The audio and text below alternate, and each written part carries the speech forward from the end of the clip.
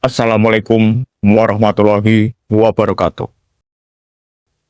Sugeng enjing rahayu saha wilujeng rawuh kula aturake dumateng para bapak, ibu saha kanca-kanca sedaya.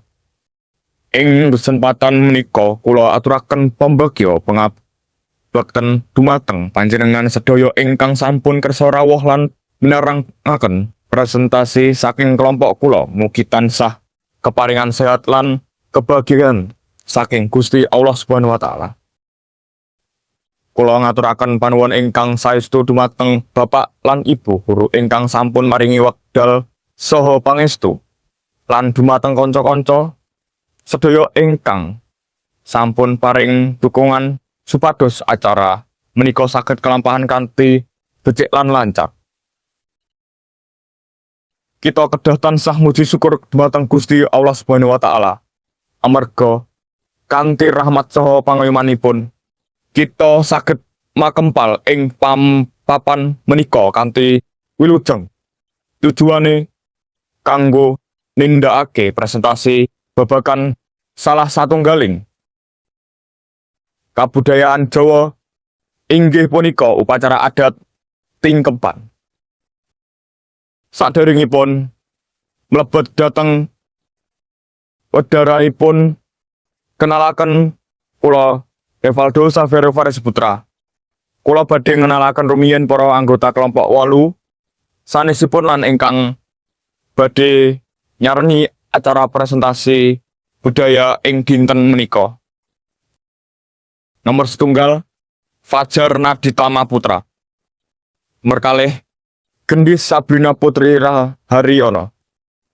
Nomor 3 Kartika Nihasari Ahmad. Nomor sekawan Konita Fitri Wijayadi. Para rawuh ingkang kinurmatan, ing acara menika kula badhe ngandharaken laporan babagan upacara adat tingkeban kanthi urutan ingkang sampun dipun siapaken. Mugi panjenengan sedaya kersa minerangaken kanthi seksama.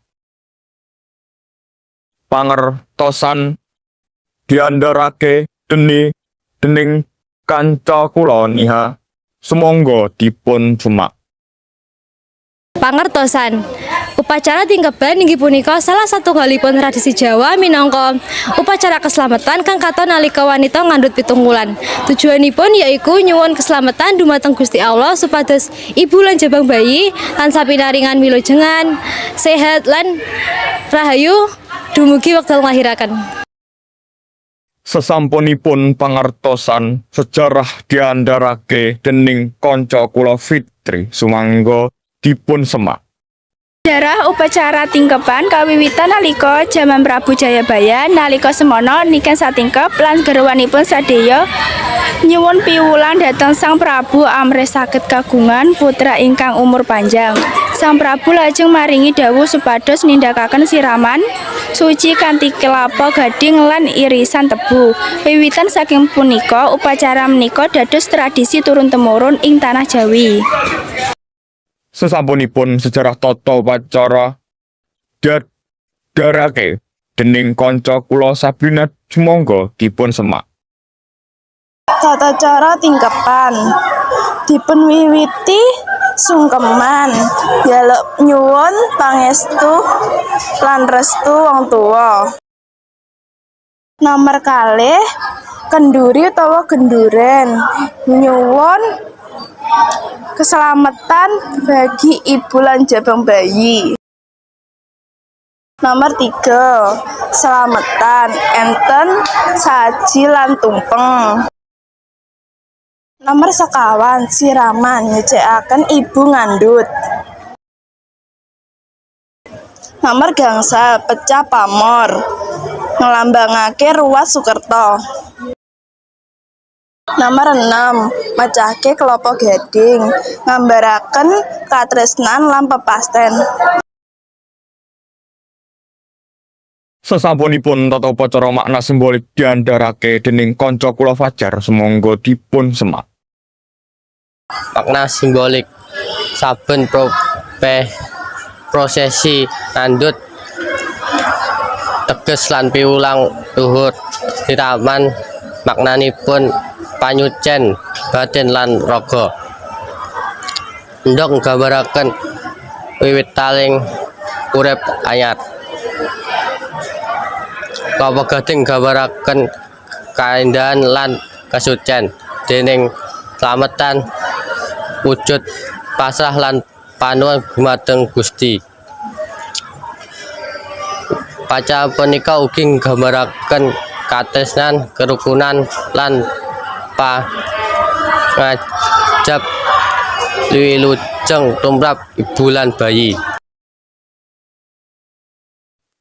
Kesimpulanipun saking paparan ingkang sampun diaturaken saged kepanggih bilih upacara adat Tingkeban punika paring piwulang luhur tumrap cita sedaya.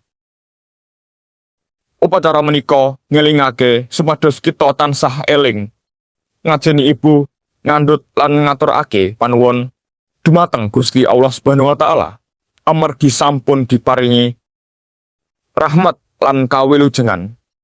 Mula kita kedah nguri-nguri lan nglestarekake budaya Tingkeban menika supados tetap lestari lan dados pratandha katresnan marang tradisi bangsa Indonesia.